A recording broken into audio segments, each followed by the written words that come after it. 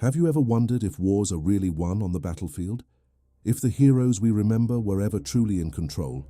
Because what if I told you that the outcome of World War II, the greatest conflict in human history, wasn't decided by generals or governments, but by an invisible power? A power that didn't care which flag was raised in victory, a power that watched empires burn and quietly calculated profits while the world collapsed. This is the story of the secret power that chose who won World War II. And once you understand it, you'll never look at history the same way again. If you've ever questioned whether the truth you were taught is the full story, stay until the end, because what's revealed here isn't just about the past. It's about the system that still shapes the world we live in today. The Second World War is often described as a battle between good and evil, democracy versus dictatorship, light versus darkness. That's what the textbooks tell us. That's what every movie reminds us. But beneath the parades, the speeches, and the propaganda lies a colder truth. Wars cost money. Tanks don't roll. Bombers don't fly. And soldiers don't march without someone, somewhere, paying the bill. And the men who paid that bill didn't fight under any nation's flag. They didn't wear uniforms. They sat in boardrooms counting the bodies the same way they counted their profits. These weren't politicians or soldiers. They were bankers, men whose loyalty belonged not to countries, but to currency. And during World War II, they found a way to fund both sides of the deadliest conflict in human history. The story begins not in 1939, but in 1919 with the Treaty of Versailles. Germany was forced to pay reparations so massive that its economy collapsed into chaos. And who stepped in to help? International bankers, mostly from London and Wall Street. They offered stabilizing loans through what was called the Dawes Plan and later the Young Plan. Behind the words economic recovery hid a deeper game: debt. By lending billions to a broken Germany, these banks gained control over its future and over the factories that would one day rebuild its armies. Germany was being rearmed, not with weapons yet, but with credit. By the early 1930s, when Hitler rose to power, his plans for rearmament were officially illegal, forbidden by the Treaty of Versailles. So how did he do it? Money foreign, money American, corporations like General Motors, Ford and Standard. Oil invested in German industry. They provided machinery, fuel, and synthetic rubber through subsidiaries, intermediaries, and secret patents. Standard Oil's fuel powered the Luftwaffe's planes. Ford's factories built the trucks that carried Nazi troops. IBM's punchcard technology helped the regime catalog entire populations. And yet these same companies profited on the Allied side too. It was a perfect system. No matter who won, the money kept flowing. But what if I told you this wasn't about politics at all? What if it was simply business? Business on a global scale so big that morality didn't even enter the equation. If that thought unsettles you, it should. Because once you see how far the web of control went, you'll realize that victory and defeat were just two sides of the same investment. In the shadows of neutral Switzerland stood the Bank for International Settlements, the BIS. Officially, it was created to manage reparations after World War I. But during World War II, it became something far more powerful, a financial Switzerland within Switzerland. Inside its marble halls, bankers from Britain, America, Germany, and Japan sat at the same table. While their countries bombed each other, they shared coffee and moved gold across borders.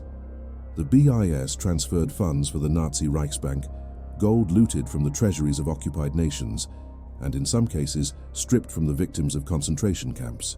Yet the same BIS also served the Allies, handling reconstruction funds and post-war planning. One institution, two faces, profit on both sides. How do you fight an enemy when your own banks are financing him?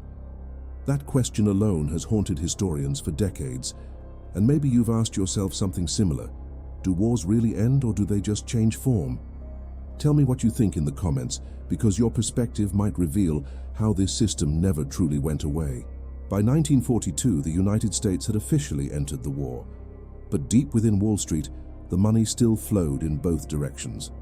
One bank, the Union Banking Corporation, had deep ties to German industry, through a man named Fritz Thyssen, one of Hitler's earliest financial backers. Among its directors was Prescott Bush, the grandfather of a future US president. When the US government finally seized the bank's assets under the Trading with the Enemy Act, it was already too late. The profits had been made, the money had moved, and the truth was buried beneath patriotic speeches. While soldiers died on beaches and in trenches, boardrooms toasted quarterly earnings. Wars ended, but the ledgers always balanced. The uncomfortable truth is that war for the international elite was never about ideology. It was about ensuring survival through diversification. If one side fell, the other still owed interest. That's how the system was designed: self-preserving, self-feeding, immune to the moral collapse that destroyed entire nations. Even Swiss banks, known for their secrecy, accepted deposits from both Nazi officials and Allied governments. The same vaults that hid stolen gold also protected the fortunes of those fighting to defeat them. Neutrality wasn't moral, it was profitable. When the war ended in 1945, the world wanted justice, but the money wanted silence. Many of the same bankers who financed Hitler's industries were quietly restored to their positions. The same companies that armed the Reich became contractors for the Allies' reconstruction. And the same banks that handled Nazi gold now financed the Marshall Plan. It was as if the war had been just another transaction in a much larger system. The system didn't collapse after 1945. It expanded. It evolved into the modern global financial network. Institutions changed names. Governments shifted alliances. But the invisible power remained, steady, unshaken, eternal. And if you think that power disappeared, look closer. Every modern conflict, every global crisis follows the same formula: loans, contracts, and debts, controlled by the same forces that once funded both sides of a world war. Maybe the battlefield has changed, but the playbook hasn't. Because power doesn't vanish. It adapts. It hides behind new acronyms, new trade deals, and new banks that look nothing like the ones of the past, yet serve the same masters. History remembers wars as struggles of ideology, freedom versus tyranny. But maybe the real struggle has always been about control. Because while soldiers fought for nations, bankers fought for balance sheets. While governments changed, interest rates stayed the same. And in the end, it wasn't armies or politicians who decided who won World War II. It was money, the secret power that never takes sides, only profits. If you've made it this far, you already know this isn't just history. This is the blueprint of how power still works today. The same hidden systems that funded the wars of the past now shape the economies of the present. If you want to understand how that power evolved, follow the hidden ledger.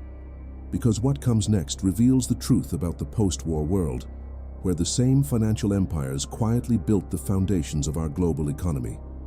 The war may have ended, but the ledger never closed. And until we open it, the same invisible hands that once decided who won a world war will keep deciding who wins today.